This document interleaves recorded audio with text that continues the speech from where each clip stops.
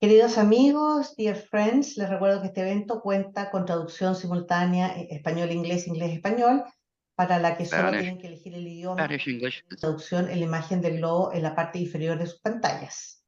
Please remember that simultaneous translation Spanish-English-Spanish is being provided for this event. You just need to click on the icon of a globe at the bottom of your screen and select the language for which you need interpretation.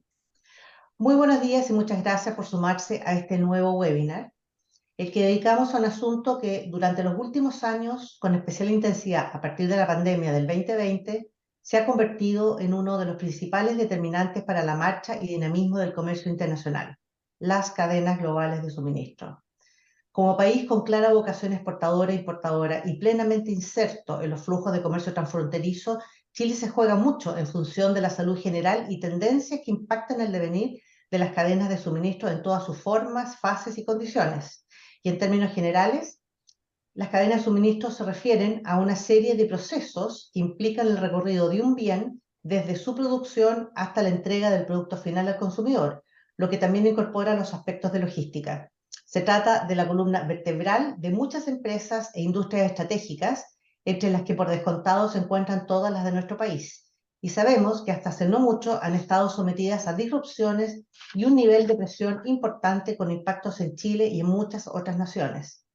Según el Global Supply Chain Pressure Index, GSCPI, consultado indicador sobre el nivel de estrés en las cadenas de suministro que elabora el Federal Reserve Bank of New York, en octubre se produjo una caída y quedó en menos 0,174. Las lecturas del GSCPI miden las desviaciones estándar del promedio histórico del índice.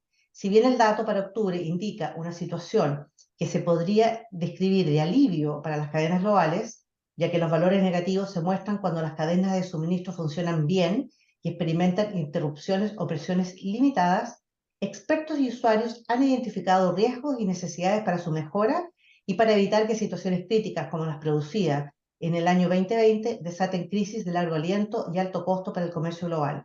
Cabe recordar que durante el 2020, como efecto de las disrupciones a causa de la pandemia, se produjeron colapsos en los principales puertos del mundo, atrasos generalizados en las entregas, cuellos de botella en los centros de acopio de las mercancías, entre otros, llevando a una situación de alza de costo y estrés en la economía global.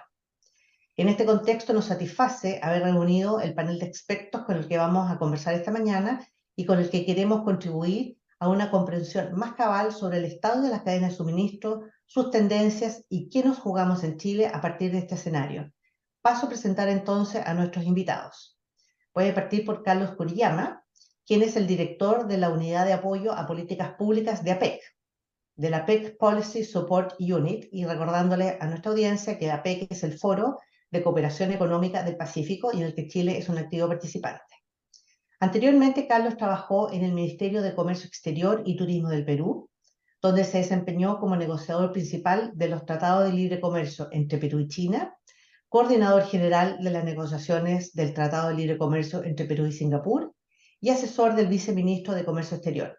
También lideró el diseño de la Agenda de Negociaciones Comerciales de Perú e implementó la Estrategia Comercial del Perú con las economías de APEC.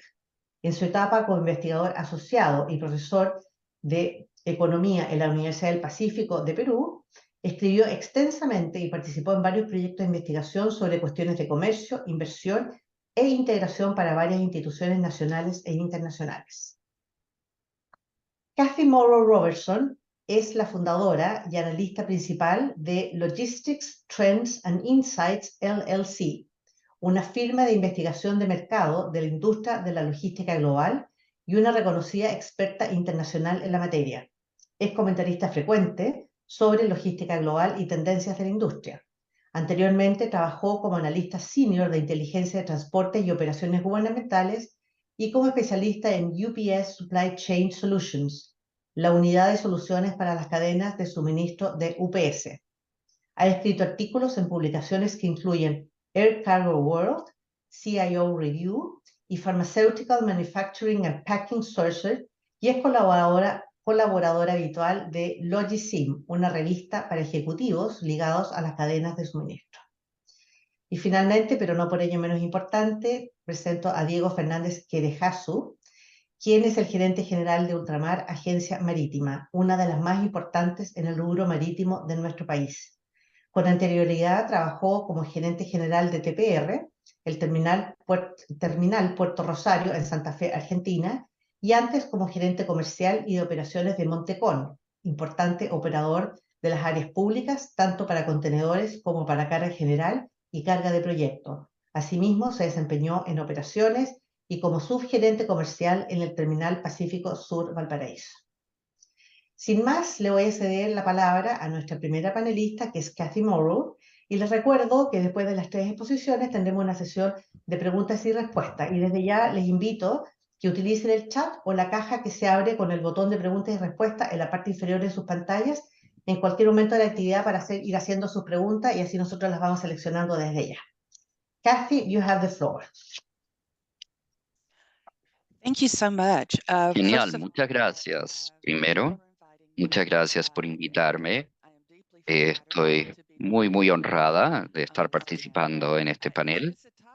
Es un tema muy cercano a mi corazón. Yo estuve involucrada en comercio internacional por más de 20 años, comenzando en mi carrera en UPS Supply Chain Solutions y en su división de Air Freight Forwarding, y desde entonces comencé mi instituto de investigación y trabajo también con el Journal of Commerce y Air Cargo Next, y también con la Asociación de Logística Inversa, porque esa es una cosa que descubrimos de la pandemia, que todos empezaron, y cuando digo todos me refiero a consumidores, han comenzado a utilizar la venta y compra online, y como resultado los volúmenes de las devoluciones aumentaron. Ahora quiero fijar el escenario para esta discusión del día de hoy. Quiero tomar más un enfoque de Estados Unidos, si no les molesta, simplemente porque Estados Unidos probablemente es uno de los mayores socios de comercio para muchos países. Y ha sido una evolución muy interesante desde que golpeó la pandemia. Y como notaron, durante la pandemia vimos mucha congestión, cierres de puertos, acabe de, por ejemplo, papel higiénico en Estados Unidos, desabastecimiento, y nos dimos cuenta que nosotros en Estados Unidos teníamos que abordar las redes de cadenas de suministro. Una de las lecciones que aprendimos de muchos retailers, por ejemplo, es que ellos requerían expandir el número de partners de sourcing, de la búsqueda de fuentes de materiales para comercial. Muchos se dieron cuenta que tenían que adoptar una estrategia de China más uno. Así que no estamos dejando de lado de China, sino estamos agregando más países como Vietnam, muchos socios en el área del sudeste Pacífico. Y esto, en mi opinión, no necesariamente ha hecho que la cadena de suministro sea más sencillo, más bien lo ha hecho más complicado porque ahora hay más países fuentes que entran al mercado de Estados Unidos. Ya dicho eso, hemos ido ahora desde altos de importación, desde las alzas de importación a caídas en volumen que están entrando al mercado, y el país simplemente porque gastamos, nosotros como consumidores gastamos todo. Llegan las importaciones, siguen llegando, pero no al nivel que vimos durante la pandemia.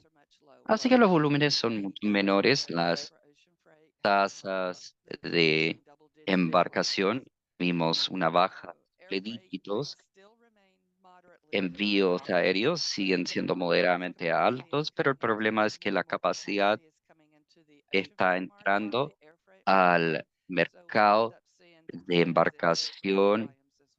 Entonces vamos a ver una caída en la cantidad de envíos aéreos, y también durante la pandemia y ahora a nivel global, a nivel más geopolítico, es una preocupación, por ejemplo, los eventos en Medio Oriente, Rusia, Ucrania, son puntos de preocupación y vemos que ha afectado las cadenas de suministro. También vemos que cambian los patrones de comercio debido a los países fuentes que mencionamos anteriormente, que antes eran Asia y ahora se está mudando a la costa oeste de Estados Unidos, que sigue siendo fuerte, pero ahora vemos mayores volúmenes del sudeste asiático a la costa este de Estados Unidos, pasando por el canal de Suez, lo que está creando preocupaciones geopolíticas que recientemente hemos visto. Hemos visto actos piratas que ocurren cerca de la costa, así que tenemos que tener más conciencia de estos riesgos en las cadenas globales de suministro. Y quiero volver atrás. También hay mucha discusión de globalización, que la globalización está muriendo y que se está creando nearshoring o búsqueda de comercio a nivel interno. Ahora, la globalización, en mi opinión, no está muerta, está evolucionando tal como las cadenas de suministro deben evolucionar. Ahora, una de las preocupaciones es el canal de Panamá. Hemos visto que hay atostamiento de embarcaciones, más de 100 barcos están esperando pasar por el canal de Panamá. Hay situación de sequía y esto crea cambios en los patrones de embarcación, que vemos un patrón de más sur a norte con Sudamérica y sus exportaciones que van directamente a Estados Unidos en vez de pasar por el canal de Panamá a la costa este. Algunas van directamente a la costa oeste y después lo mueven en camiones en Estados Unidos a la otra costa. Se habló mucho de México y la frontera de México y de Estados Unidos con el nearshoring. Aún estoy pensativa si es nearshoring o si más bien es una tendencia de los últimos 10 a 20 años por las relaciones comerciales de Estados Unidos y México. El NAFTA, el TLC de Norteamérica, se firmó en los años 90 y fue revisado justo, creo que era que antes de que golpeó la pandemia, alrededor de ese periodo, para apretar, estrechar nuestras relaciones comerciales con México. Y hay mucho comercio, por supuesto, muchas bodegas que se está creando y construyendo en la frontera de Estados Unidos y México, y mucho tiene que ver con la industria automotriz. La industria automotriz de Estados Unidos se ha hecho un outsourcing, tercerización a México, y esto conduce mucho de este comercio, además de la alta tecnología, televisores, partes automotrices, partes de computadores, etcétera. Todo esto es enorme. Pero tal como es que la globalización evoluciona, también vemos cambios en las rutas de comercio, la ruta de sur a norte, a la costa oeste y también a la costa este, en el puerto de Savannah, el puerto de Charleston, y esos volúmenes están creciendo. Ahora, la mayor parte de estas importaciones son productos como, por ejemplo, eh, eh, verduras, frutas, y también vemos un mayor interés a minerales para apoyar el sector de fabricación de vehículos eléctricos en Estados Unidos. Mucho as far as emerging markets in Africa, there is that interest still, and it's growing. Seeing our friends at UPS and FedEx making investments in those markets along with the Middle East. To me, the Middle East is a natural geographic location between Asia and Europe. And I think we're going to see a lot more activity in those markets. But with that overhang of risk, like I said, the risk are growing, whether they're political, economic, natural, or what have you. So to sum it up, now you're going to tell me to hush here because I'll keep going. The globalization is here to stay. It's changing, it's evolving. And from South America's perspective, I think I have always said South America is a bright spot. There is so much great potential, not just from perishables and minerals, but you also have it from a retail and manufacturing perspective. From a pharmaceutical perspective, UPS is very big in the South American markets, including Chile and Brazil. We have a lot of facilities there as well. So with that, I will hush because I'm getting hoarse, and I look forward to comments and questions and such. So thank you again. I really appreciate it. Thank you to you, Kathy, for this general description of what's going on in terms of global supply chains and the stresses that are still there, and also for emphasizing that globalization is here to stay, that it's just evolving, which has been part of our discussions in another webinar. So we have spoken about deglobalization, different terms that exist, but it seems that it's there. And it's also very interesting to learn about what are the current situations going on related with the Middle East and the geopolitical situation that also put stress to the global chain. But we're going to come back later on with questions for you, so we can deepen on some of the points that you talked about. Y I'm going to switch to Spanish now. Y voy a darle la palabra entonces a Carlos Kuriyama. Por favor, Carlos, para que nos hagas tu presentación. Y muchas gracias de nuevo por aceptar esta invitación. Qué ocurrencia. Muchas gracias, Loreto. Bueno, buenos días a todos en las Américas. Buenas tardes y buenas noches a quienes nos siguen desde otras regiones. Y mi agradecimiento a la Fundación Chilena del Pacífico por la gentil invitación para participar en este webinar. Bueno, en mi caso hablaré sobre los desafíos que afectan a la pequeña y mediana empresa en las cadenas globales de suministro y de valor.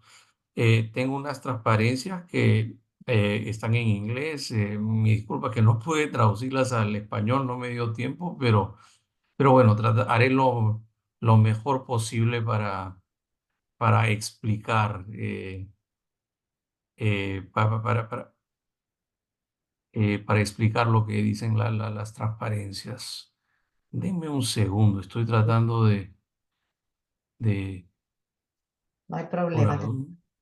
Sí, bueno, sigo hablando mientras trato de subir las transparencias. No sé qué ha pasado, pero bueno, para comenzar, ¿no? En el caso de de lo que se refiere a la pequeña mediana empresa, ¿no? La data sobre pequeña mediana empresa, la data de comercio no es muy amplia que digamos, ¿no?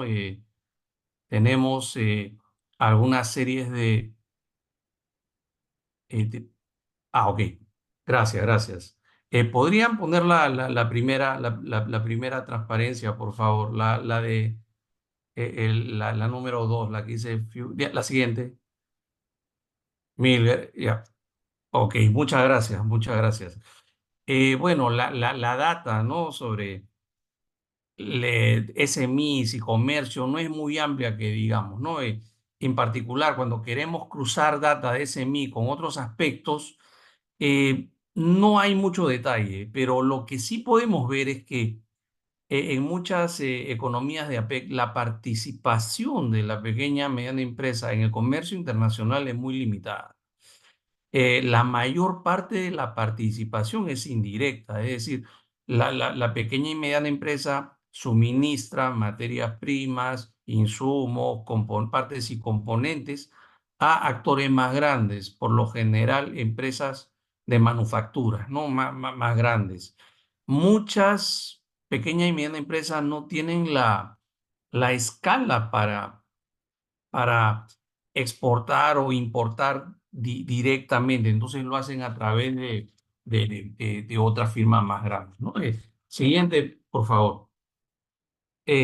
Uno de los desafíos que tiene la pequeña y mediana empresa en estos momentos tiene que ver con la acumulación de barreras al comercio. Estas barreras comerciales se han estado incrementando en los últimos años. Esta acumulación es muy preocupante, en especial con relación a medidas no arancelarias y también medidas de defensa comercial como salvaguardias, medidas antidumping en medidas compensatorias. Eh, en oposición a lo que enfrentan las firmas largas, en el caso de las pequeñas y medianas empresas, no tienen los recursos suficientes para enfrentar estas barreras. Entonces, estas empresas pequeñas tienen problemas más serios en sus operaciones cuando aparecen este tipo de medidas no arancelarias. El siguiente, por favor. Eh, la, la, la, las SMEs, ¿no? La pequeña y mediana empresa, eh, enfrentan una serie de obstáculos, ¿no? Internos que afectan su participación en las cadenas globales de valor y en el comercio en general. Uno de los principales problemas que nosotros vemos es la falta de acceso a capital. No es muy fácil para estas empresas conseguir préstamos a tasas de interés razonables, decentes, a condiciones que les permitan, digamos, operar de una manera tranquila. Otros problemas que ellas también tienen están relacionadas con la falta de capital humano, know-how, no conocimiento, la calidad de la mano de obra a la cual ellos tienen acceso no es necesariamente la que conoce más sobre los procesos, ¿no? de producción. Y algunas pequeñas y medianas empresas también consideran que hay restricciones de infraestructura, por ejemplo, en materia de espacio físico. El siguiente, por favor. Otros obstáculos que afectan a la pequeña y mediana empresa están relacionados con los costos de hacer negocios. Por ejemplo, las reglas de administración tributaria son muy complejas en muchos casos. También las tasas impositivas pueden ser bastante altas, que pueden complicar las operaciones de las empresas. Otros problemas sobre hacer negocios administrativos tienen que ver con, lamentablemente, el problema de la corrupción, ¿no? Muchas empresas enfrentan eso, corrupción y eso genera muchos costos. También tienen algunos otros costos como el transporte, electricidad, los costos para cumplir con la regulación laboral, entre otras cosas más, ¿no? Como por ejemplo cómo conseguir los permisos para poder operar. Eso también puede ser un poco engorroso. Eh, Siguiente transparencia, por favor. Otros problemas que también se enfrentan las pequeñas y medianas empresas son los problemas sociopolíticos, ¿no? Obstáculos, por ejemplo, de lo que se refiere a inestabilidad social, política, pueden ser factores. Y también prácticas informales, ¿no? Cuando existe mucho comercio, actividad informal, eso es una especie de competencia injusta que sienten las empresas formales, ¿no? Y en el caso de muchas empresas pequeñas, medianas, que quieren ser formales, pues este tipo de competencia es un impedimento. Siguiente, por favor. Eh, bueno, aquí les quiero mostrar en el gráfico de la izquierda, eh, cuáles son las tasas de intereses promedio que enfrentan las firmas en las economías de APEC, ¿no? Dependiendo del tamaño. Entonces, la línea roja es una bisectriz y lo que se puede ver es que en la mayoría de economías de APEC, la tasa de interés que enfrenta la pequeña y mediana empresa es mucho más alta que la tasa de interés que enfrentan las empresas grandes.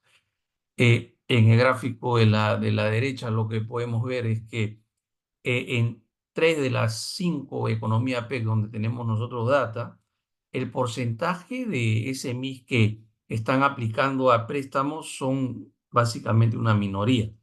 Y las tasas de rechazo son bastante diferentes dependiendo de las economías de APEC, ¿no? En algunos casos es más elevado que en otras. Siguiente. Aquí lo que les quiero mostrar es que la demanda por créditos por parte de la pequeña y mediana empresa, notamos que la cantidad de préstamos que se dan son insuficientes para cubrir esa demanda.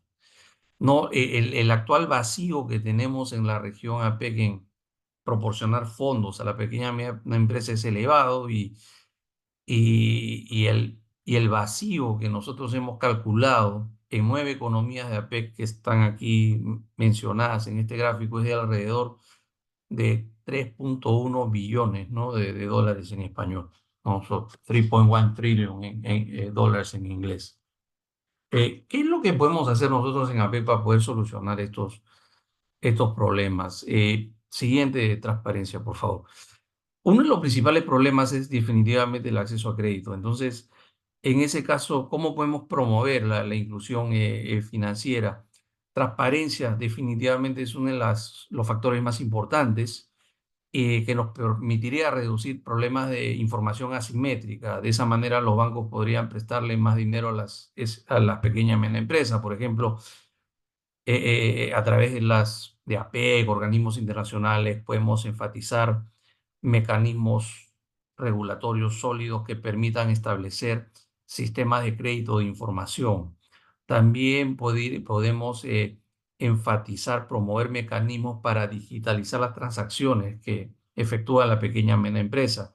De esa manera, todas estas transacciones pueden ser grabadas en algún lugar y podría darle información certera a los bancos para poder evaluar si las empresas son sujetas a crédito. También se podría, por ejemplo, promover sistemas como factoring, ¿no? De esa manera es posible obtener financiamiento a través de cuentas por cobrar. Siguiente transparencia, por favor.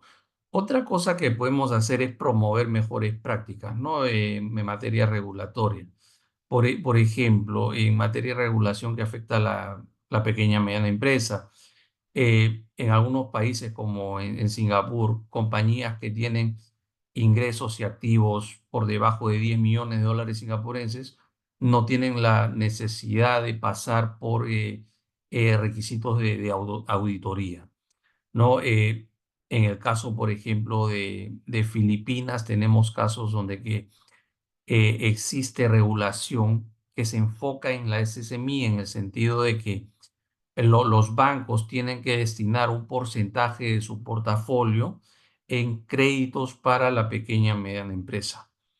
Es bueno también, por ejemplo, enfatizar reglas que permitan un desarrollo más flexible de las regulaciones. Por ejemplo, en Canadá, las firmas pequeñas pueden reportar la información sobre el impuesto a valor agregado de manera anual. En el caso de empresas medianas, ellas tienen que reportar la información cada trimestre. Y en el caso de empresas grandes, lo tienen que hacer cada mes, ¿no? Así, entre otras cosas, podemos ayudar a las SMEs. Siguiente, por favor.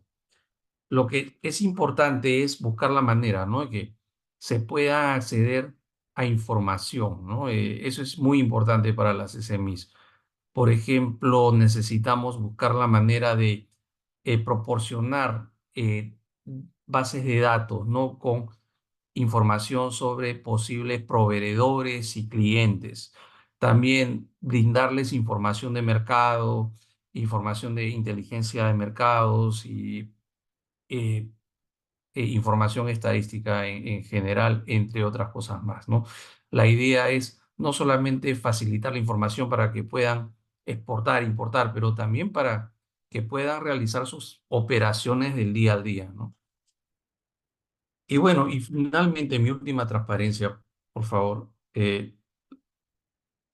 Tenemos varios problemas, ¿no?, que podemos resolver a través de la cooperación internacional. Por ejemplo, los aranceles están cayendo, pero las medidas no arancelarias se están incrementando. Entonces, tenemos que seguir empujando la promoción comercial a través de la liberalización y facilitación comercial. Acuerdos de libre comercio, acuerdos de facilitación de comercio son bastante bienvenidos. También lo que nos damos cuenta es que las SMI son las que están menos preparadas cuando hay estas disrupciones a la producción, al comercio. Esto lo vimos con la pandemia. Entonces es importante mantener acuerdos para mantener las cadenas de suministros, las líneas de suministro abiertas y que estén funcionales. Lo que tenemos que hacer también es buscar la manera de consolidar, ¿no?, los volúmenes de producción de las empresas pequeñas para que puedan participar en el comercio y también para ver cómo pueden mejorar su relación con las empresas más grandes, ¿no? Esa manera es importante tener sistemas sólidos, ¿no?, de políticas de competencia y buscar acuerdos para promover estos lazos entre pequeña, pequeña, mediana y larga empresa. Y lo que es importante, no tenemos que dejar de lado, ¿no?, la importancia de acceder al capital y acceder también al capital humano. Eso de ahí es sumamente importante y eso es parte también de las políticas domésticas, ¿no?, de la agenda interna de cada país, ¿no?, que tenemos que buscar formas para que haya un mejor acceso a estos factores de producción. Bueno, lo dejo ahí y estaré al tanto de las preguntas que ustedes tengan, ¿no?, para poder absorberlas en la siguiente sección. Gracias. Ay. Hola, se me fue el audio. ¿Ustedes me escuchan a mí? Se te escucha muy Sí, bien. Sí, yo perfecto, no los escucho a perfecto. ustedes. Qué raro. Esto nunca me había pasado. Bueno, sin escucharlo a ustedes, le voy a agradecer a Carlos por tu interesante presentación y por presentarnos el panorama general de las pequeñas y medianas empresas frente al comercio global y la fragilidad que tienen respecto a cualquier tipo de disrupción que se produzca con respecto a las cadenas globales de valor y algunas medidas necesarias o que se podrían adoptar para mejorar esta fragilidad. Y muchas gracias por compartir algunas best practices también de algunos países en los cuales ha tenido éxito. Así que vamos a volver contigo, Carlos, también con algunas preguntas. Y ahora le voy a dar la palabra a Diego, por favor, para que hagas tu presentación mientras yo soluciono mi tema del sonido, que no sé qué pasó. Diego, tienes la palabra. Bueno, Loreto, muchas gracias. Muchas gracias a la Fundación por la invitación. Muy interesante poder compartir nuestra opinión y visión respecto a algunos de los temas que ya se han comentado. Les voy a compartir una breve presentación, también focalizando o enfatizando en algunos de los aspectos vinculados al tema que nos convoca sobre las cadenas de suministro. La verdad que es un tema muy complejo, multivariable. No hay una sola tendencia, no hay un solo camino, sino que, como decía Katy en su presentación, es un proceso en constante evolución y cambio, así que me voy a concentrar en algunos de los factores tal vez que más notorios de los últimos meses y años que han sucedido. Primero, una breve introducción de qué es Ultramar y nuestra empresa para que sepan desde dónde estoy dando esta opinión y de dónde estoy hablando. Nosotros somos una compañía que estamos participando del negocio logístico marítimo portuario hace más de 70 años. Tenemos foco en las agencias marítimas y representaciones locales de distintos actores navieros en el continente americano. Realizamos también operaciones de logística industrial en los distintos países donde estamos presentes y operaciones portuarias. Así que somos un actor bien dedicado, bien focalizado en el rubro marítimo portuario. Estamos presentes en 17 países ya en las Américas, ¿no? De norte a sur, prácticamente en todo el continente. Así que estamos bien presentes y bien activos, observando y mirando las tendencias de la cadena de suministro de los usuarios de estos servicios y que en su gran mayoría son clientes nuestros, lo que nos ha permitido también tener un entendimiento y una visibilidad bastante amplia de algunas de las tendencias que están tomando parte de las industrias para las cuales trabajamos. ¿Ya? Algunos conceptos, y voy a ser bastante breve y bien sencillo para no complicarnos mucho, dado, como decía al principio, las cadenas de suministro son muy complejas, son muy distintas en las distintas zonas geográficas del mundo y en las economías desarrolladas, el desarrollo y en vías de desarrollo. Tienen también variables y condiciones distintas, como también varias de ellas las mencionó Carlos en su exposición. Primero, sí me interesa hacer una breve línea de tiempo con tres eras que nos ha tocado vivir en los últimos 6-7 años, o incluso si nos alejamos del 2020 hacia atrás, cuando hablamos de la era prepandémica, la era pandémica y la era postpandémica, que desde el punto de vista de la logística sí han tenido, en este corto tiempo, hemos visto distintas tendencias y la temática de análisis y conversación ha evolucionado y ha cambiado mucho.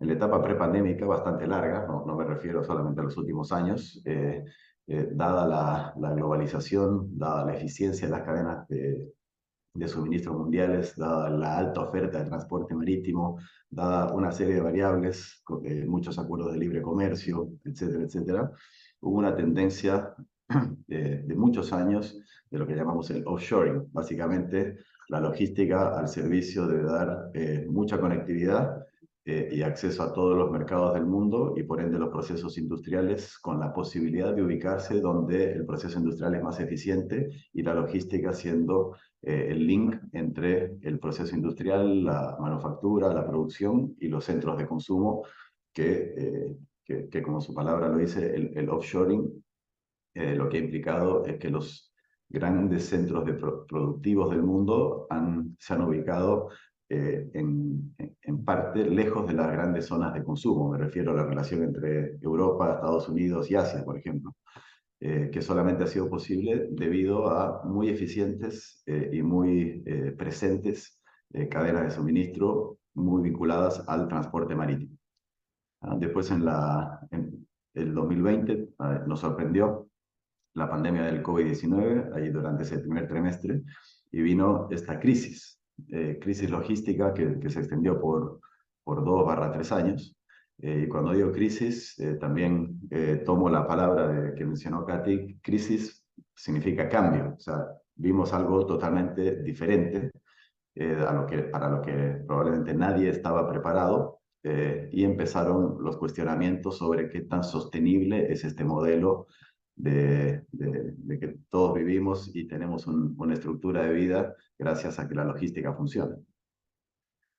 Y ahora estamos en una época post-pandemia, ahí puede ser 2022 o durante el 2022 el hito de dar por terminada la pandemia y empezar a reformular las distintas cadenas logísticas.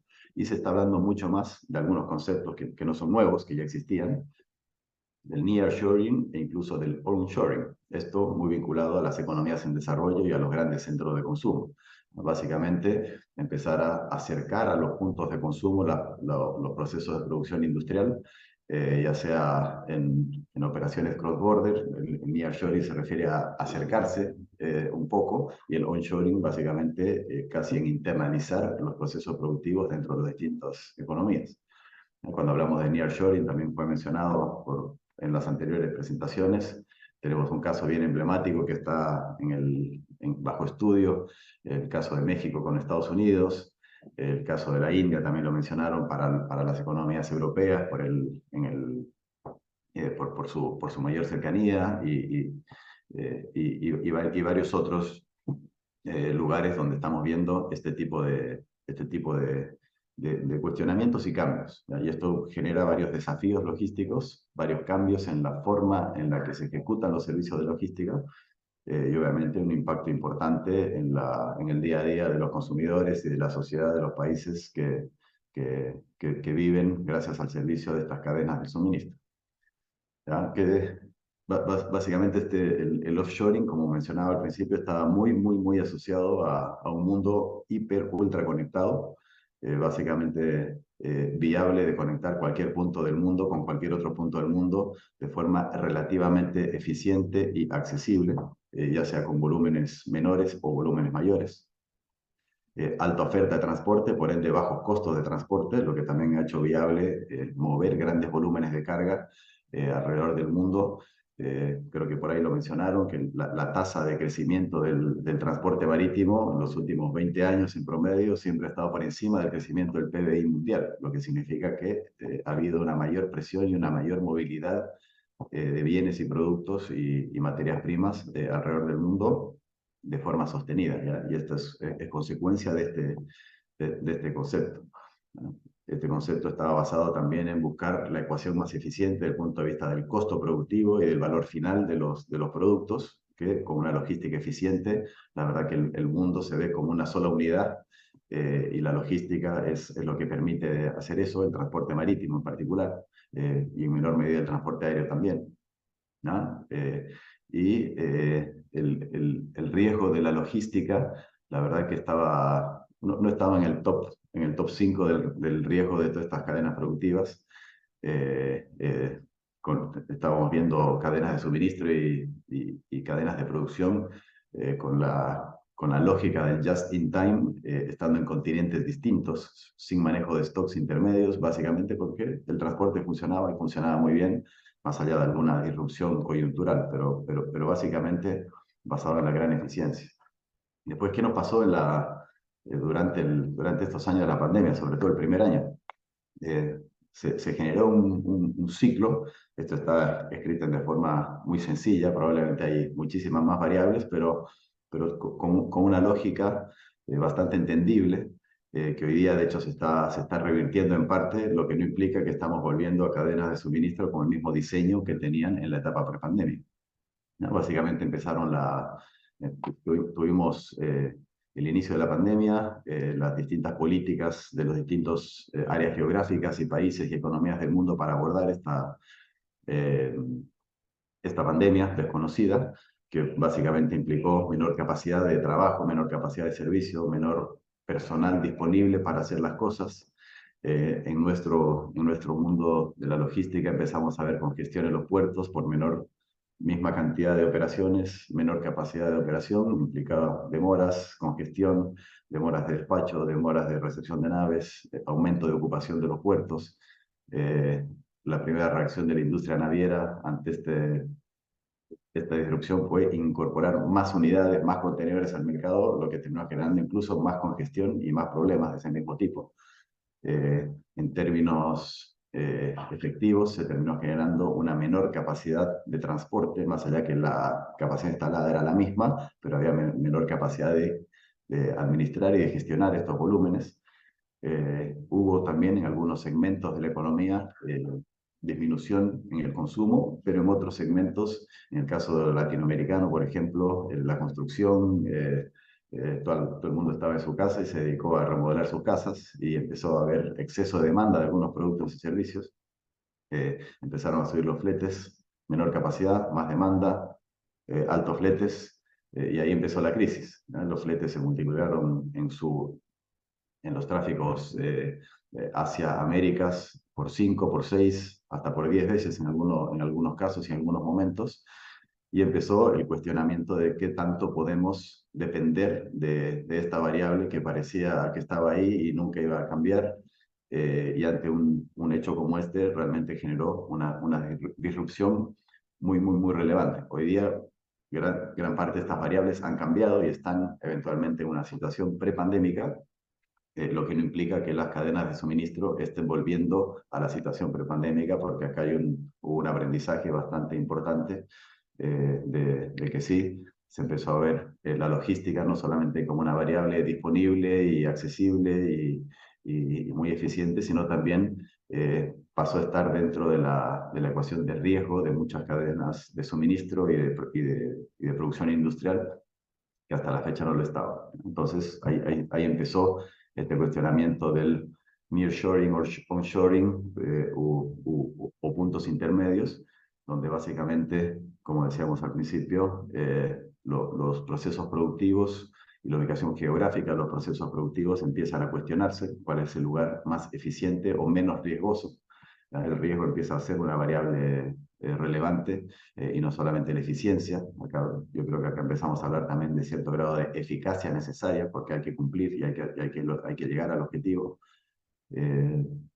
Lo que implica, obviamente, desarrollo económico en lugares donde no lo estaba, desafíos logísticos en lugares donde no habían desafíos logísticos, capacidad portuaria inexistente o limitada que debe desarrollarse en lugares donde no era realmente necesario, materias primas viajando de sus orígenes a distintos destinos, no tan concentrados, sino mucho más diversificados alrededor del mundo, lo que implica un cambio general y una evolución. No necesariamente es un problema, simplemente es algo diferente y es algo que está sucediendo y está sucediendo en este momento. Y los que estamos en el mundo de la logística estamos escuchando hablar del nearshoring, del onshoring hace un par de años, y antes la verdad que eran conceptos existentes, pero no tan relevantes o no tan presentes a la hora de tomar decisiones. ¿Qué implica esto? Risk management. La logística pasó a ser parte de los riesgos a administrar. Las condiciones geopolíticas también tienen que ver con esto. Hay barreras arancelarias, relaciones entre distintas economías que están muy vinculadas desde el punto de vista de la cadena de suministro, pero con algunas disrupciones políticas. Estos conceptos obviamente también están muy enfocados a la producción industrial. Cuando hablamos de commodities, producción de energía, alimentación, tiene sí una dinámica diferente, pues la alimentación y los productos energéticos tienen un origen y tienen el destino donde están las personas y donde están los centros de consumo, pero sí, en la medida que las industrias se van moviendo, gran parte de estas variables también tienden a acompañar a la industria, que son insumos relevantes que deben dirigirse hacia donde son consumidos.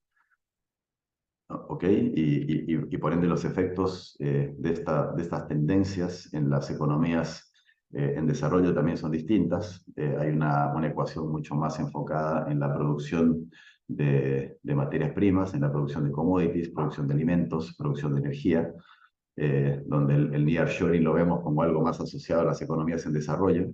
Pero sí, en el caso de Latinoamérica estamos viendo cosas parecidas en Brasil, que es un tremendo centro de consumo, y la producción industrial está empezando a tener también una visión diferente a la que se tenía hace unos años. Así que también es algo que no es tan lejano para nuestra región. ¿Ok? Y en definitiva, esto yo creo que siempre significa distintas oportunidades en la medida que uno entiende lo que está sucediendo y para dónde se va moviendo la tendencia de los usuarios de las cadenas de suministro. Pues estamos hablando de mercados nuevos que se abren para los productores de commodities y de distintos tipos de servicios, como es el caso de Chile y en general de Sudamérica. Puede haber cambios en la ecuación de costos de algunos bienes y servicios, algunos hacia arriba y otros hacia abajo, dado que estamos ante una reconfiguración de algunos procesos productivos. Y básicamente también este concepto me interesa llevarlo a algunas cosas más cercanas para nosotros. Acá en el caso chileno, por ejemplo, estamos en el proceso de desarrollar una nueva industria, como la industria del hidrógeno verde, que es una industria de producción de energía para Chile y para el mundo.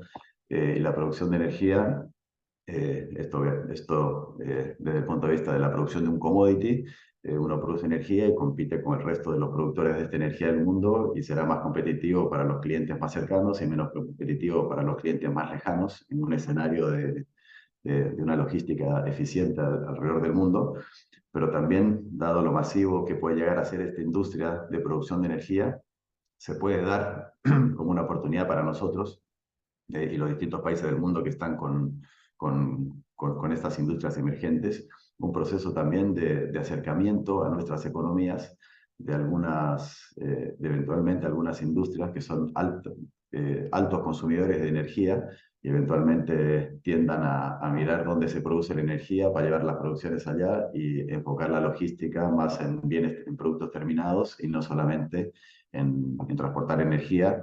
En el caso del hidrógeno, el transporte de la energía puede ser muy costoso, no así la producción de la energía. Entonces, ahí también este puede ser un aspecto adicional que pueda afectar las cadenas de suministro de algunos bienes producidos con alto consumo de energía, ¿no? Y estamos hablando de energía verde. Así que la verdad que hay mucho para decir, hay muchas cadenas de suministro muy complejas y muy distintas, pero al menos en términos generales me parece que acá hay algunos conceptos interesantes para aprender y desarrollar.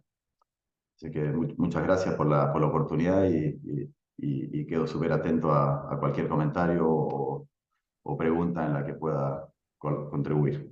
Muchas gracias. Muchas gracias a ti, Diego, por esta súper interesante presentación, que has hecho como un resumen de la situación actual muy clara, de la situación actual y de lo que ha sucedido en los últimos años, ¿no? De lo que ha causado y que nos ha llevado a armar este webinar hablando sobre el estrés al cual se vieron sometidas las cadenas globales de valor, las razones y las oportunidades también que se presentan para países como Chile. Y con respecto a eso, partiendo por ahí, te vamos a hacer una pregunta porque es un tema que está en la palestra acá en Chile por varios sectores, y es el tema de la necesidad de invertir en infraestructura portuaria en Chile. Y de hecho hay una pregunta, la única pregunta que tenemos hasta ahora en el chat dice: ¿cuál ha sido el rol de la infraestructura de transporte en la evolución de las cadenas de suministro? Y Chile en particular ha sido criticado por su falta de desarrollo portuario en las últimas décadas. ¿Cómo evalúan ustedes si realmente hay una crisis portuaria, de infraestructura portuaria, no portuaria, sino de infraestructura portuaria? ¿Cómo lo han evaluado y cómo crees que se debería manejar esto? A ver, yo creo que la infraestructura portuaria efectivamente es un factor relevante para el proceso del desarrollo de las cadenas de suministro efectivas y eficientes. En el caso chileno y muy condicionado por nuestra geografía, tenemos una red de infraestructura portuaria bastante compleja y bastante completa. Somos un país muy extendido de norte a sur y muy angosto, así que cada zona geográfica tiene infraestructura portuaria asociada, no como otros países que tienen grandes distancias de transporte inland, por ejemplo. Eso no es una situación que sucede en Chile. Así que en el caso chileno yo me concentraría no solamente en la infraestructura portuaria, sino en toda la estructura de servicios logísticos que confluyen desde y hacia los puertos. Tenemos infraestructura ferroviaria que tiene hoy día una participación muy baja en el transporte de carga desde y hacia los puertos, que tiene que ser desarrollada. Si hacemos un benchmark con los países desarrollados, Norte Europa, Estados Unidos y otros mercados, vemos un porcentaje muy alto de transporte ferroviario que es muy eficiente, económicamente, medioambientalmente más amigable, más responsable, tiene muchas menos externalidades para el entorno de las ciudades puerto, o sea, tiene grandes beneficios que acá en Chile tal vez están, yo creo que ese es uno de los temas pendientes que tenemos.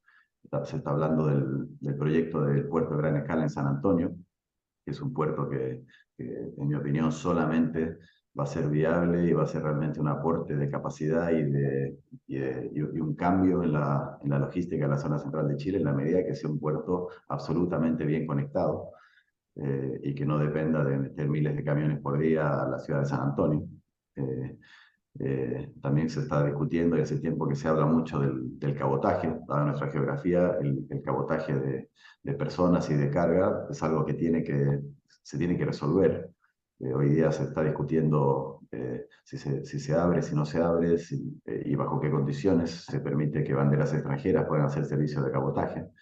Yo creo que esa es una discusión que tiene que llegar a puerto, sea cual sea, pero tiene que llegar a puerto porque ahí también hay grandes oportunidades para eventualmente sacar camiones de las rutas, llevar más carga arriba de los barcos navegando por el agua y ser mucho más eficientes, medioambientalmente más amigables y tener capacidad de generar muchas economías de escala que hoy día, al no tenerlas, son los consumidores los que terminan financiando cualquier ineficiencia que tiene la logística. Nunca hay que olvidarse de eso. El que compra el producto es el que está financiando toda la eficiencia o la ineficiencia de lo que sucede hasta la producción de esa primera materia prima.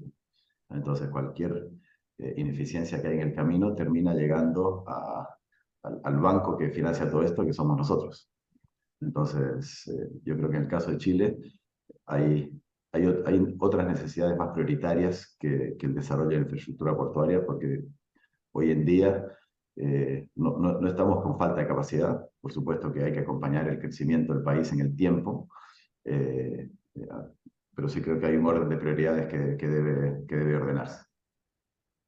Sí, bueno, y pensando, Diego, en una de las oportunidades que tú mencionaste de que industria asociada al alto consumo de estas energías, como por ejemplo del hidrógeno verde, que se vengan a instalar a Chile, va a demandar mucho más infraestructura, bueno, ferroviaria, a lo mejor el cabotaje, pero también portuaria, ¿no? O sea, estamos hablando de puertos en el sur, que es donde se produciría hidrógeno verde y donde eventualmente se podría instalar algún tipo de industria asociada a eso. Absolutamente. Cuando hablamos, sí, en el caso del hidrógeno verde, como una industria emergente, para la cual actualmente, dependiendo de la zona geográfica que estemos hablando, hay, en el caso de la región de Magallanes, en el sur de Chile, que es donde está el potencial de energía verde de origen de energía eólica, no existe infraestructura portuaria para desarrollar, instalar esta industria, así que todos los proyectos industriales tienen proyectos portuarios asociados, si no, simplemente no serían viables.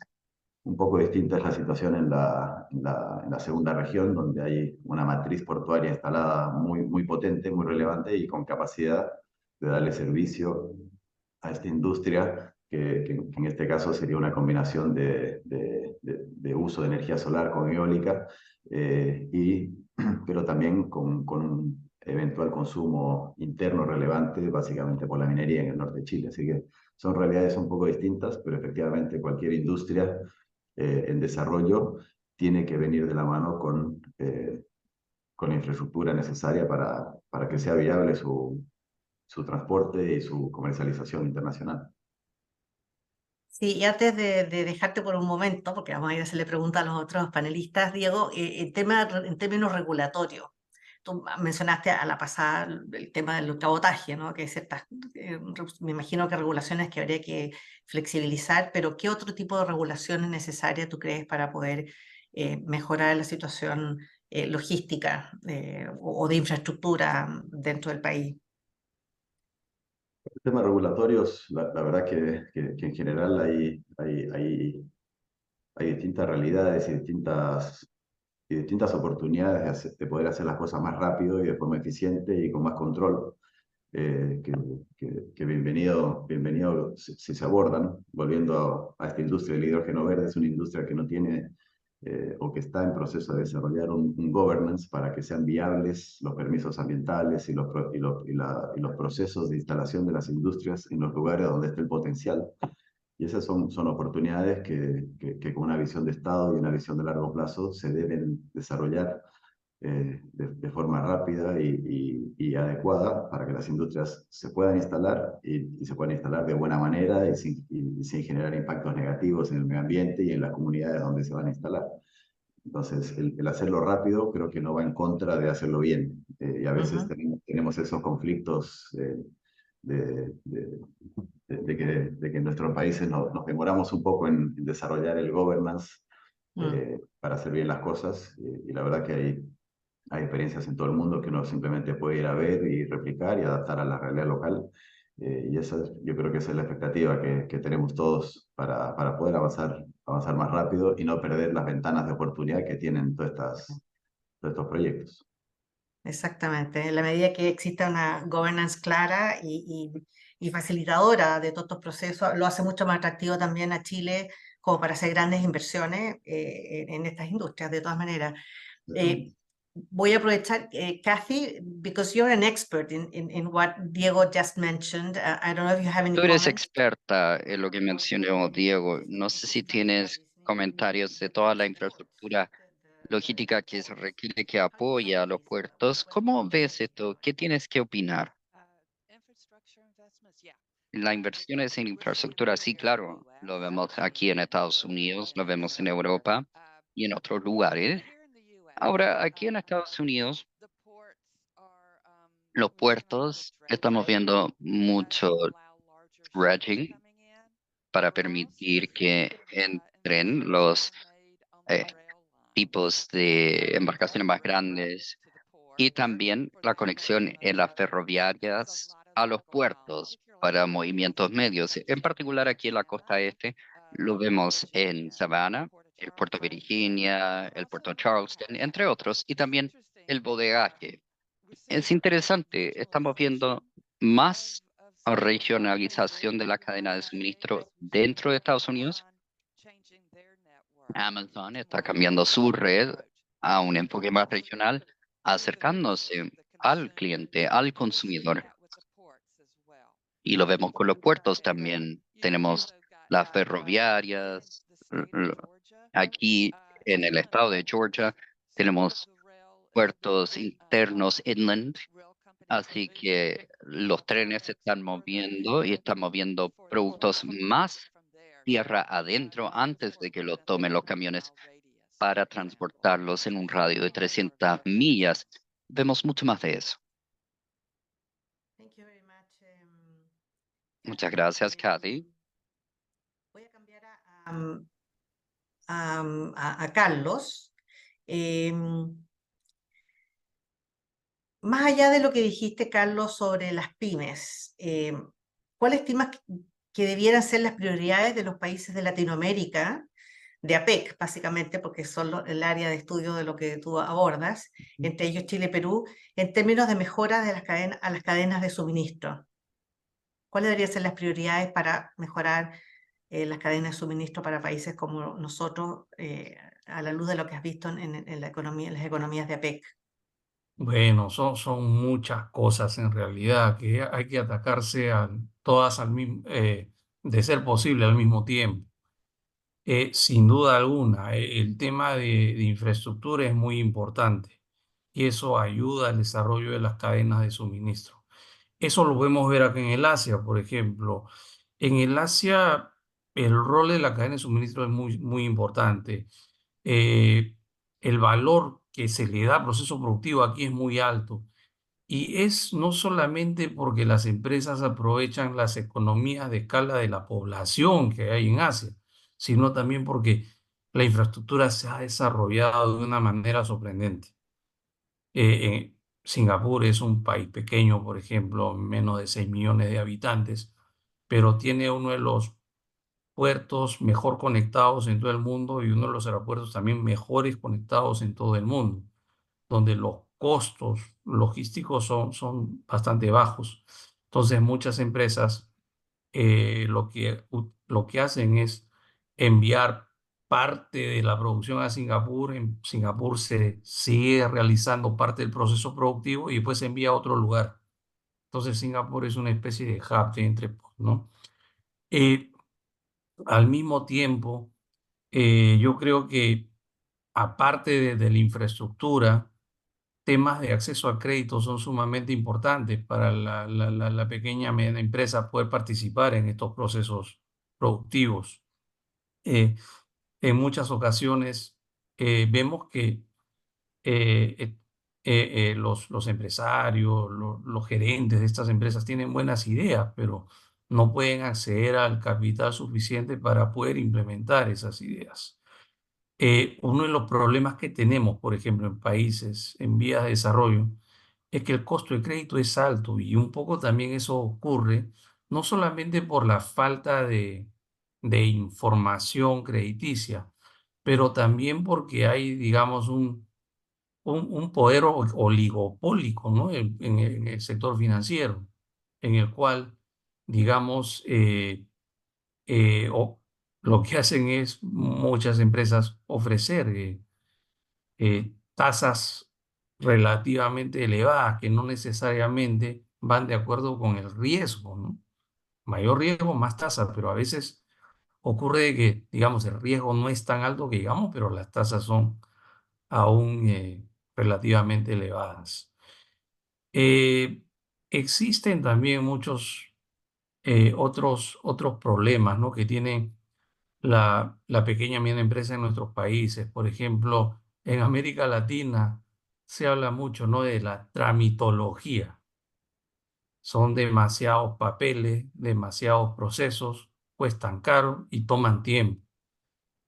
Entonces, cuanto más tiempo tomen esos procesos y cuanto más caro sea todo esto, básicamente a muchas empresas pequeñas, medianas, podrían inclusive hasta salir del mercado, porque no pueden, no se pueden dar el lujo de esperar tanto tiempo o de pagar tanto para poder, ¿no? Tener los documentos necesarios para poder operar. Entonces, como podemos ver, ¿no? Los problemas son muy diversos, variados y la verdad, tenemos que atacar esos problemas. Tanto más podamos atacarlos al mismo tiempo, mejor. Pero sí, pues hay que, lamentablemente los recursos no son limitados, ¿no? Y algunas cosas tenemos que priorizar, pero acceso al crédito e infraestructura son dos de los temas más urgentes. Gracias. Muchas gracias, Carlos. El otro día en una conversación que tuvimos en el foro de APEC, que se hizo recientemente en San Francisco, conversando con uno de los miembros de APEC de Tailandia, él mencionaba la posibilidad, que es algo que no sé si es posible y factible de hacer, pero ustedes que son expertos en la materia, de trabajar con algunas grandes empresas que ya tengan su cadena logística completa, empresas grandes que exporten, por ejemplo, desde Chile hasta China, que sé yo, puede ser en el sector frutícola, y que algunas pymes se asocien con estas grandes empresas para aprovechar estas cadenas y sacar sus productos. Esto es como un joint venture, ¿no? Yo no sé si es factible eso. Diego, desde la práctica de ustedes, que son expertos en transporte, ¿es algo que es factible de hacer, de poder asociar alguna de las pymes y que se involucren con una empresa más grande y les faciliten su cadena ya armada de logística? Bueno, hoy día ¿O es algo irreal? bueno, no es irreal y de hecho de alguna manera ahí existe esa figura. Hay operadores logísticos o integradores logísticos que cumplen ese rol y básicamente se dedican a generar volumen sumando a muchos actores chicos y medianos y de esa manera presentarse ante la industria como un operador con mayor envergadura. Entonces, ese concepto o ese servicio al comercio internacional ya existe y diría que dada la oferta de transporte que hay, salvo este periodo de disrupción que tuvimos durante la pandemia, es tal que permite que un operador de comercio exterior pequeño acceda a condiciones competitivas a nivel internacional, eventualmente no tan competitivas como los grandes players o los grandes operadores, pero sí competitivas que permiten salir al mercado internacional a ser un competidor eficiente. O sea, yo creo que esa figura existe y muchos de los operadores de carga de mayores volúmenes, no digo que den ese servicio, pero generan las condiciones para que se pueda dar ese servicio por parte de terceros operadores. Así que hoy día la verdad que hay pocas restricciones para acceder a los mercados internacionales y a los servicios de logística.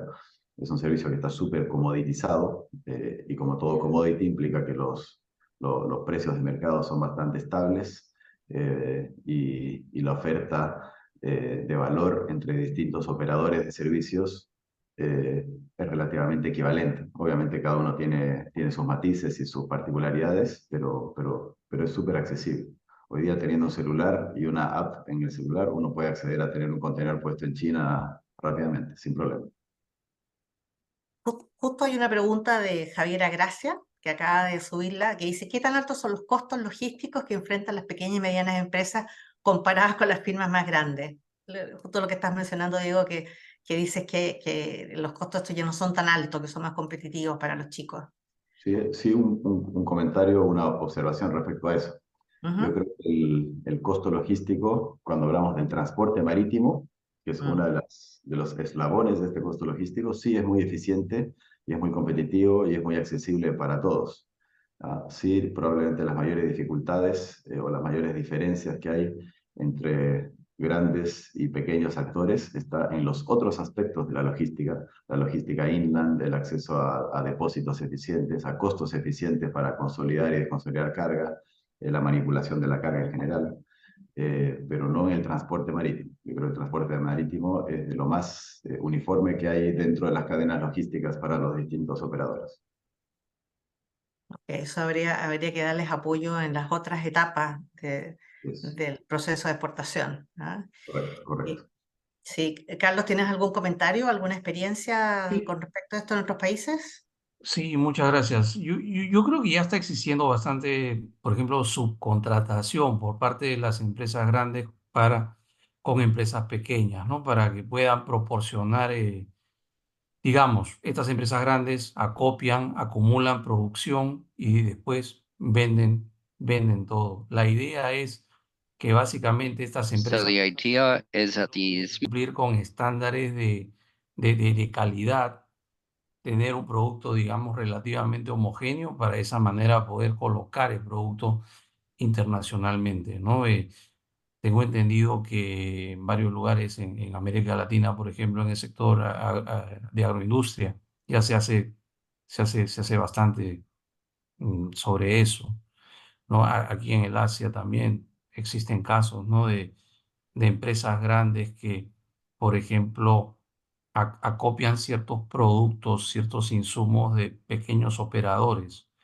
Había escuchado, por ejemplo, el caso de la Coca-Cola en Indonesia, que para producir las latas, ¿no? Necesitan, pues, estaño y otros productos más, y lo que hacen es justamente conseguir eso de muchos operadores pequeños dentro del país.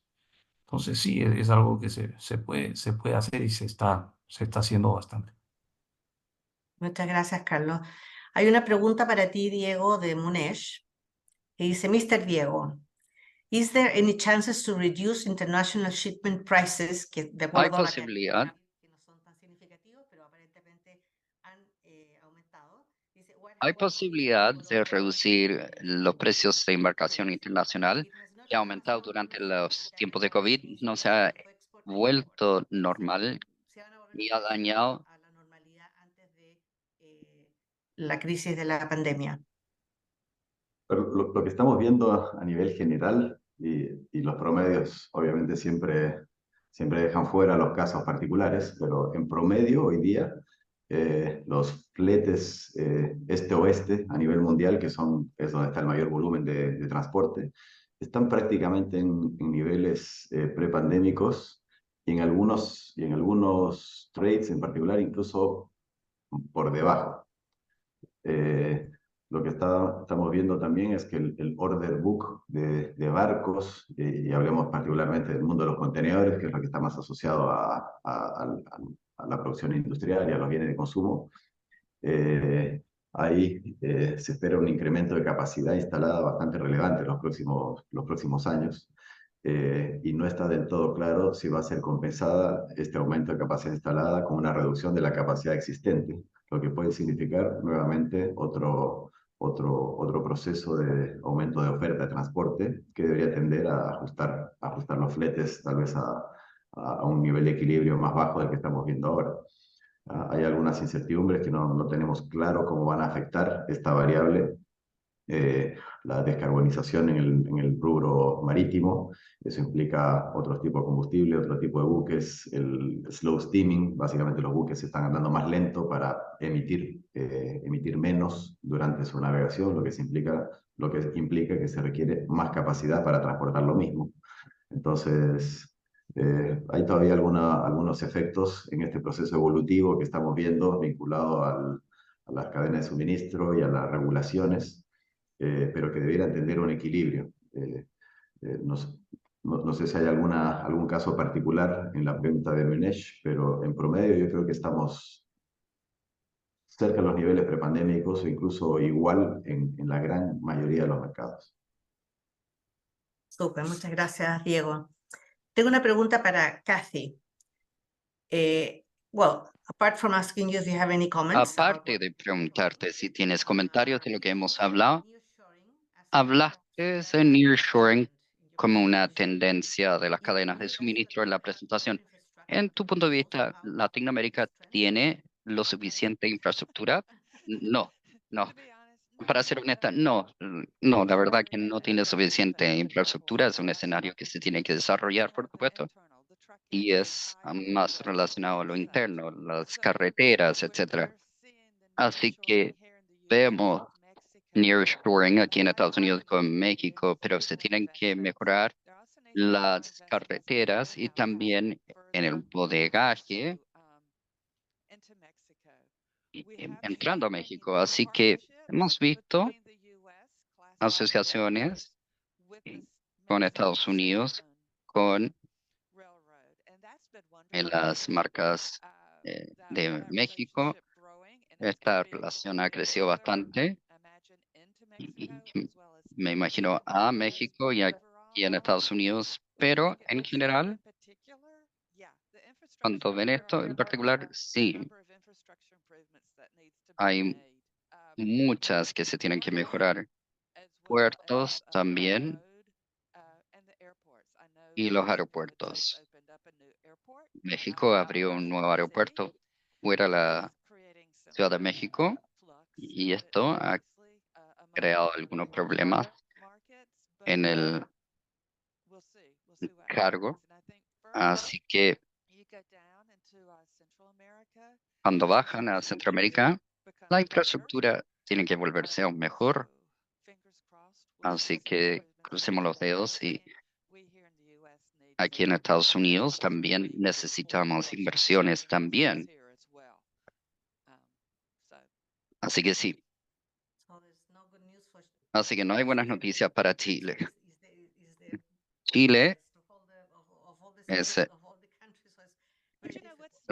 Chile, bueno, lo que es interesante aquí es que hay muchas importaciones, Estados Unidos, Chile, muchos controlados por temperatura, las frutas, verduras, flores, todo eso ha creado una necesidad de infraestructura aquí para control de clima y bodegaje. Así que hay mucho de eso, muchas inversiones hechas en eso para apoyar esas importaciones. ¿Tú qué opinas, Diego, sobre las posibilidades de beneficiarnos del nearshoring en algún, bueno, aparte del hidrógeno verde, que es algo a futuro, ¿hay alguna otra cosa que nos beneficie de esta situación?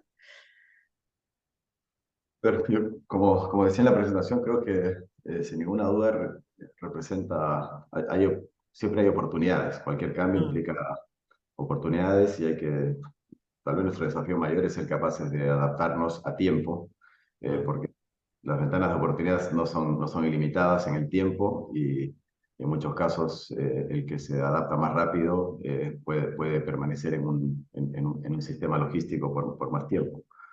Yo sí creo que el nearshoring, y cuando hablamos particularmente de Estados Unidos y la relación de Estados Unidos con México, sí puede representar una oportunidad. En algún caso vamos a quedar más cerca de la industria que le provee servicios a Estados Unidos. Hoy día, en algunos casos, hay que mandar materias primas a China, Vietnam, al otro lado del mundo para llegar con un producto a Estados Unidos. Llegar a México puede ser bastante más eficiente en costos. Yo creo que nos posiciona más cerca del mercado de consumo final. Entonces, si somos productores de parte de esas materias primas o de los insumos necesarios o incluso de los servicios necesarios, estamos en el mismo time zone, o sea, puede tener otras ventajas que hoy día no tenemos. Así que yo siempre lo pensaría como una oportunidad.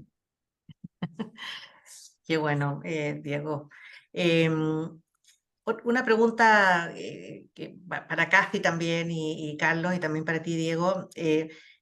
¿Cómo valoran estas plataformas que están surgiendo, entre ellas una impulsada por Singapur, de la cual nosotros tenemos conocimiento al menos, para impulsar el comercio internacional sin papeleo? Paperless trade se llama, para que todo ocurra de forma digitalizada. ¿Puede esto provocar una mejora sustancial, factible en nuestros países?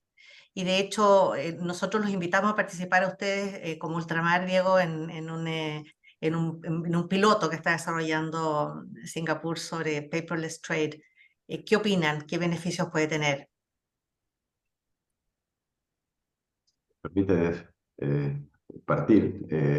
A ver, yo opino que todo lo que le dé más visibilidad a la cadena de suministro y que dé más acceso a la información, sin ninguna duda puede tener beneficios. Aquí tal vez el gran desafío es que desde el punto de vista del mundo privado es bastante, entre comillas, bastante fácil ponerse de acuerdo. Aquí hay un SLA, términos y condiciones, y es fácil coordinar la operación a nivel del mundo privado. Pero para que esto sea factible necesitamos que todos los países intervinientes en esta cadena de suministro convaliden los criterios y la documentación electrónica y la seguridad de esta información y todo lo que hay detrás, las aduanas, los servicios de salud, todas las autoridades que hacen que una unidad de carga pueda entrar y salir de un país. Son los usuarios, al igual que los privados, de la documentación y de la información que sustenta que esta operación de comercio exterior se pueda ejecutar. Entonces, si bien es algo complejo, porque aquí estamos hablando básicamente de un pacto muy general que es necesario para ir reconociendo estos criterios y estos formatos y esta calidad y la seguridad de esta información o estos documentos digitales, para que realmente se puedan eliminar los papeles y la documentación física del comercio exterior. Es algo que ha sucedido tal vez en otras industrias. La industria aérea de pasajeros está mucho más desarrollada, tal vez en ese sentido, siempre hay un benchmark ahí entre los contenedores y los pasajeros. Así que se puede, pero todavía quedan papelitos dando vueltas. Así que acá yo creo que el mayor desafío es para nuestros gobiernos y nuestras autoridades, que tiene que haber una entidad coordinadora que busque que esta información y estos documentos electrónicos sean convalidados de forma transversal en distintos países. Probablemente ahí es el mayor desafío, en mi opinión. Sí, efectivamente es un gran desafío, pero es una gran cosa que al menos Singapur, que es situado como uno de los hubs más importantes del mundo, esté iniciando esta tendencia y ellos pueden generar un patrón que lleve a otros países a sumarse mucho más rápido. Cathy, what do you think about it? I don't know if you have any thoughts about it. Yeah, I have. Sí, sí.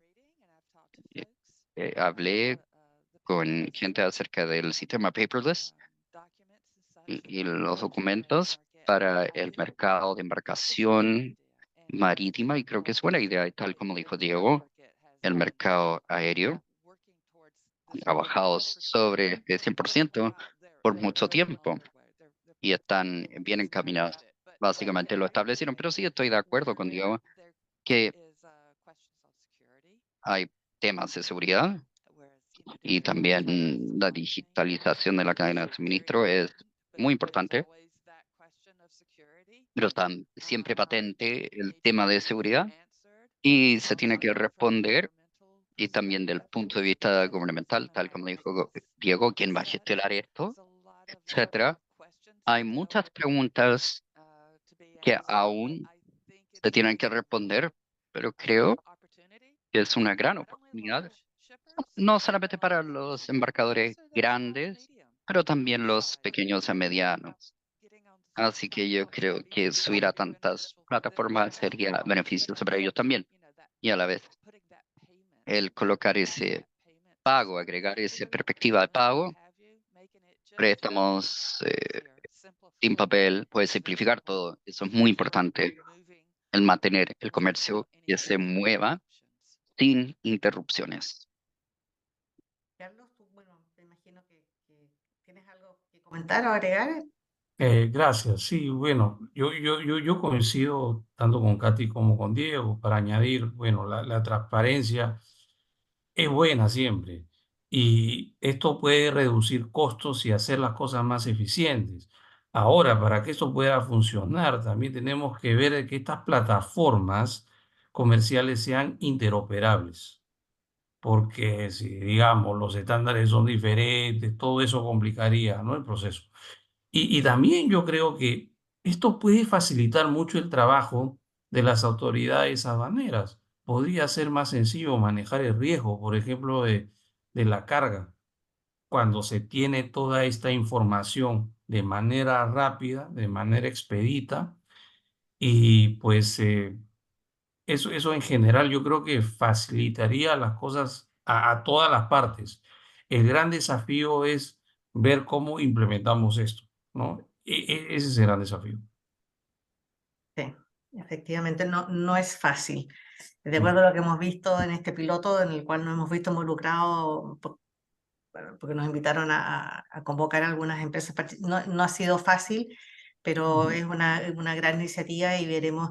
Además, efectivamente, que incorporar a los gobiernos, como dice Diego, para hacer esto interoperable y validado, además, que haya un solo estándar entre distintos países también es importante. Una pregunta bueno, para todos, pero para Cathy, a lo mejor que está más en el tema internacional y desde el punto de vista geopolítico. ¿Cómo evalúan el conocido como friendshoring, que se relaciona con los aspectos geopolíticos? ¿Está siendo realmente un factor cambiando la configuración de las cadenas de suministro, el friendshoring?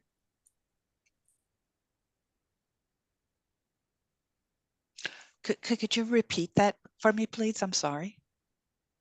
¿Puedes repetirlo, por favor? How do you evaluate the friendshoring, this concept, friendshoring? ¿Cómo Ah, evalúas el concepto de friendshoring?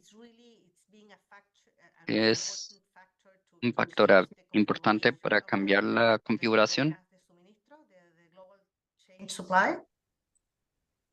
I was wondering when friendshoring Sí, was going to pop up. me preguntaba cuándo esto iba a aparecer como concepto. That's a tough one. Sí, sí, eso es The- difícil. the world is in the midst El of mundo está en political medio de muchos challenges desafíos right now. políticos en este momento Friendshoring has y popped up.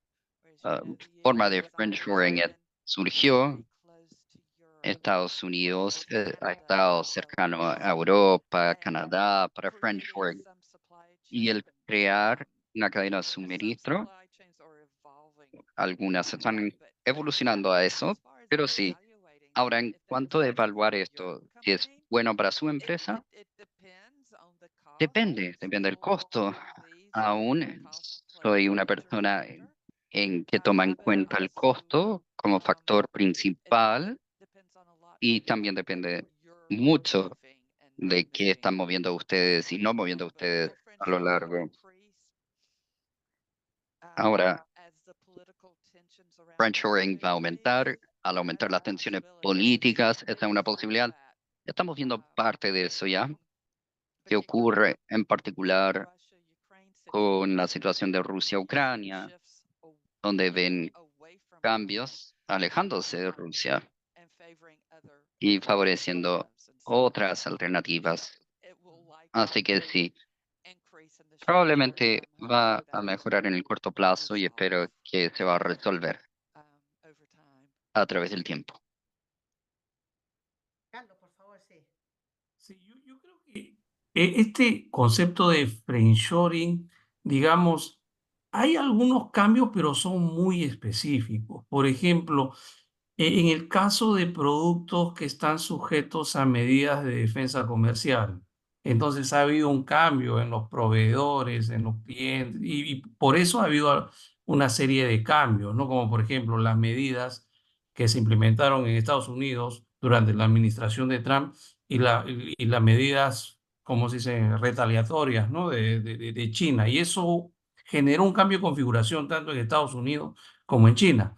Pero la realidad es que a pesar de la retórica política, muchas de las cadenas de suministro, cadenas globales de valor entre Estados Unidos y China, por ejemplo, no han cambiado. Y esto lo podemos ver a través de las cifras de comercio. Las últimas cifras de comercio anual indican de que el comercio bilateral es de alrededor de 750.000 millones de dólares, los máximos niveles históricos de comercio bilateral entre Estados Unidos y China. Entonces, a veces la retórica que se menciona, ¿no? políticamente no coincide con lo que los actores económicos llevan a cabo. Es cierto. Lo hemos visto por muchos años entre Venezuela y Estados Unidos, por ejemplo. Es que se ha dicho de todo, se han tratado con todos los términos, desde, no sé, me acuerdo que, no sé si fue Maduro quien hablaba de olor a azufre en Naciones Unidas cuando había estado el presidente de Estados Unidos, y sin embargo siguieron exportando petróleo, nunca se paró eso, y el intercambio comercial no cambió significativamente para nada entre Estados Unidos y Venezuela. Eso también es una oportunidad para el mundo privado siempre que hayan conflictos de orden geopolítico. El mundo de los negocios sigue funcionando y a veces son oportunidades para solucionar temas políticos también, ¿no? Porque los intereses económicos a veces son tan grandes que pasan por encima de algunas consideraciones geopolíticas, viendo desde el punto de vista positivo también. Hemos llegado, pasamos a las 10:30 de la mañana, que era la hora de término, así que vamos a terminar este webinar. Les quiero agradecer enormemente a los tres. Ha sido muy interesante la conversación y la información que nos han dado sobre lo que está ocurriendo hoy en día, cuáles son las oportunidades. Muchas gracias, Diego, por tu visión optimista y buscando siempre las oportunidades, incluso en los lugares donde parece que fuera más conflictivo. Gracias por haber estado con nosotros y habernos compartido la información de la cual ustedes disponen. Son líderes en esta materia, yo diría, acá en nuestro país, así que muchas gracias. Lo mismo a ti, Kathy. Thank you so much for sharing your views on what's going on. Gracias por compartir tu punto de vista, es muy interesante y espero tenerte a futuro en otro webinar también. Una vez más, muchas gracias por haber estado con nosotros también y habernos dado los insights de cómo funciona este sistema que está armado por las grandes multinacionales, grandes compañías, cómo funciona también y cuáles son las dificultades y oportunidades que hay para las pymes. Así que muchas gracias a los tres y muchas gracias a nuestra audiencia y esperamos tenerlos en nuestro próximo webinar mañana. Ya tenemos otro webinar en un tema completamente distinto que tiene que ver con la educación digital. Así que para aquellos que les interese también este tema, están cordialmente invitados mañana a nuestro webinar. Muchas gracias y esperamos tenerlos prontamente en una de nuestras actividades. Muchas gracias. Un saludo.